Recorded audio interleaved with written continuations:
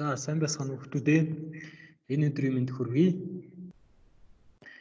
За бид өнөөдрийн хичээлээр химийн урвалын төрөл, химийн урвалын тэгшдэглийг тэнцвүүлэх, химийн урвалыг ангилах гэсэн 3 сэдвийг үзнэ. За эхний слайдн дээр анхаарыг хэдүүлээ. А нэмэх Б бодис маань урвалд орж А С болон Б бодисыг ялгаруулсан байна. За бид нар зургийг дээр анхааран энэ урвал дээр нэр өгөнгүүтээ А С бодисыг авч Б бодисыг халж байна.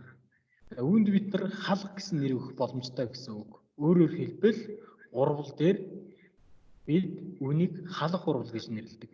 За халах урвал гэж юу юм бэ гэхээр урвалд орж буй дан бодис химийн идэвхээрээ мөв бодисыг нэгдлээс нь төрөх замаар явагдах урвалыг халах урвал гэж нэрлэнэ. За тэгвэл эхний урвал маань халах урвал байх нэ. За дараагийн жишээн дээр анхаарахад жишээ нь төмөр бол маш идэвхтэй металл, зисийг хлор, төмөр маань хлорыг авч зисийг халж явагдаж байна. За үүнийг бол бид нэр халах урвал гэж нэрлэх боломжтой гэсэн үг. За дараагийн зураг дээр анхааръя. За А нэмэх Б бодис маань урвалд орж А Б бодис гэсэн урвал явагдсан байна. За зурган дээр анхаарахад хоёр бодис зүйл маань нэгдэж нэг зүйл бодис болсон байна гэсэн үг. Өөрөөр хэлбэл энэ дээр нэгдэх гэсэн нэр өгөх тохиромжтой гэсэн үг. За урвал дээр авч үзэхэд H2 нэмэх нь хлор 2, H хлор үсээд за дараа нь урвалд орсон бодисын тоо хэмжээ урвалаас үүссэн бодисын тоо хэмжээтэй тэнцүү байх ёстой. Тэгэхээр H хлорын өмнө 2 гэсэн коэффициентийг тавих нь зүйтэй. За үүнийг бид нар юу гэж нэрлэх вэ? 2 ба түүнээс дээш тооны дан ба нийлмэл бодисыг нэгдэж 1 нийлмэл бодис үүсэх урвалыг нэгдэх урвал гэж нэрлэнэ. За тэгвэл дараагийн слайд. Дараагийн зурган дээр анхааръя. За А Б бодис маань задраад А нэмэх Б бодис болцсон байна. За нэг өндөх хагарч өндөгний хайлс болон тэгдэхээ үүссэн байна. За өөрөөр хэлбэл нэг зүйлээс задраад хэд хэдэн зүйл болцсон байна гэсэн үг. За энд бид нар задрах гэсэн нэр өгөх нь тохиромжтой. За бид нар тэгвэл урвал дээр авч үзье. Магний карбонат задрахад магний оксид болон нүрсглийн хий ялгарна. За өөрөөр хэлбэл нэг нийлмэл бодис задраад хэд хэдэн дан ба нийлмэл бодис үүсэж байгаа гэсэн үг. Бид нар тэрийг юу гэж нэрлэх вэ гэхээр нэг нийлмэл бодисоос 2 ба түүнээс дээш тооны дан ба нийлмэл бодис үүсэх урвалыг задрах урвал гэж нэрлэнэ. За тэгвэл 3 дахь нь задрах урвал байх нэ. За А Б С Д гэдэг бодис маань хоорондоо урвалд орж А бодис маань Д-г авч С бодис маань В-г авсан байна. За энэ урвал маань зурган дээр маш анхаарахад хоорондоо солигдсон байна гэсэн үг. Солилцох.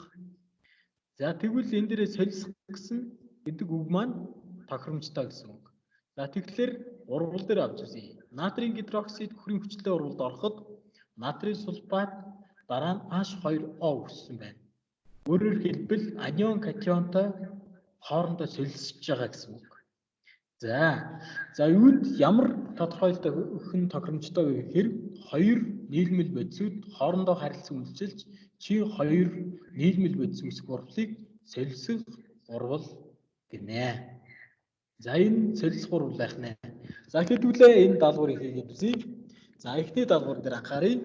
Натрийн хүчил төрөгчтэй урвалд ороод натрийн оксид үүссэн байна.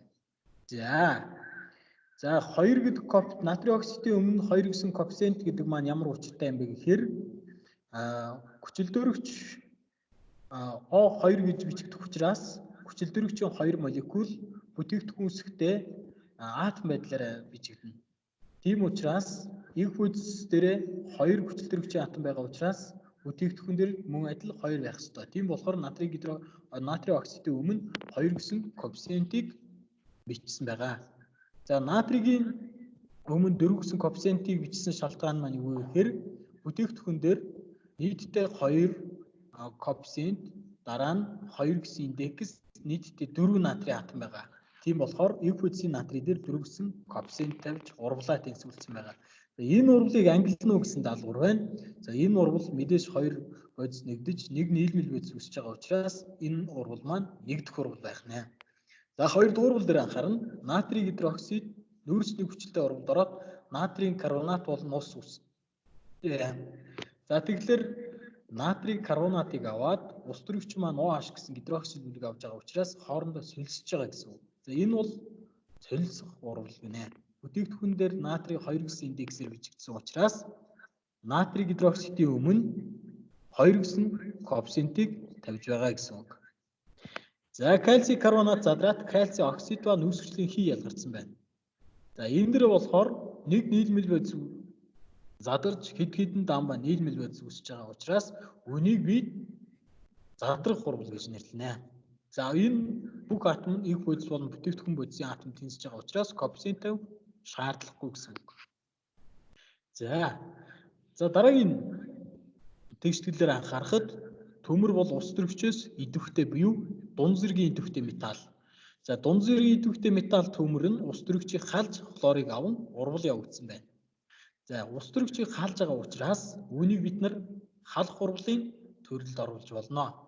За ус төрөгч 2-оор бичигдсэн учраас ус төрөгч бүтээгдэхүүн дээр ус төрөгч хлор 2 учраас давсны хүчлийн өмнө бид 2 гэсэн коэффициент тавьж урвалыг тэнцвүүлэх боломжтой гэсэн. За өнөөдрийн хичээл дээр ингээд урвалыг ялгаж ангилах талаар үзлээ. За та нар энэ 4 тэгшгэлийг гэртээ өөрсдөө хийж өнөөдрийн мэдлэгээ баттгаарай. За анхаарал тавьсанд баярлалаа. Өнөөдрийн хичээлийг ингэж өндөрлүүлье. За түр баяртай дараагийн хичээл дээр уулзъя.